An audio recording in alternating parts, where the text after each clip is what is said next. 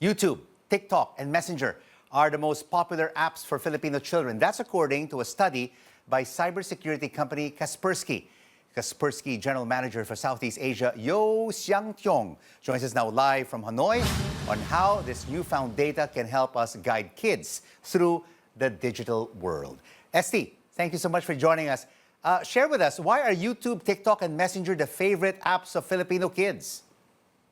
Well, I will say that in the recent lockdown, everybody is trapped at home and everybody tries to amuse themselves and entertain themselves. And therefore, video becomes a very popular way of entertaining yourself. And in our last study, YouTube ranked the highest with 26% as a favorite app, followed by TikTok, Messenger, Roblox, and lastly, and the fifth is Facebook. So Esti, how did Kaspersky come up with this data that these are the favorite apps of kids? Yeah, so we do have our installed base in Philippines, and it's true that with their consent, we do monitor the usage. Are you concerned that Filipino children are becoming extremely interested in video content? Well, we are concerned, but however, I think what we are seeing is also a consistent trend in a lot of countries. Video is now the primary way of bringing messages across. And that is very consistent in every country. And especially with the rise of video applications like YouTube and TikTok, invariably people will be drawn into it. Should the parents be concerned, ST, that kids don't read anymore and just watch video content? Well, as a parent myself, yes, I will be. Right. And that's why I think there needs to be some conversation between the parents and the children on what is the better way to use the devices. Put it this way, devices, if used in the correct way, will help you. And we are in a digital age now. So devices are really our window into the world. And as a cybersecurity firm, parents also have to be very concerned about these devices that our kids are holding at the moment, especially for the young ones. There are risks of hacking and risky content that kids could be watching, undesirable content, when their parents are not watching over them. Yes, and that's why it's important that we understand how the kids are using it, and that serious conversation needs to happen with some guidance from the parents as well.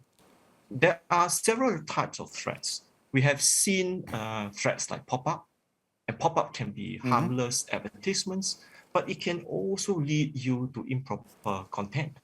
We have seen it being the where we can see cyberbullying, predating, phishing attempts. We have also seen what we call drive-by downloads.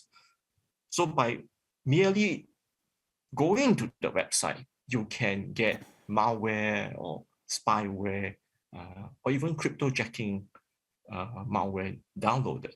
And so these are some of the risks that we do face when we are online. So share with us some very important advice, especially for many parents who are watching The Final Word tonight. How can we keep our kids safe from these undesirable content? And how can also parents help themselves by keeping their kids responsible and safe digital citizens? Well, I would say in the first place, this is as in normal parenting, that conversation needs to happen.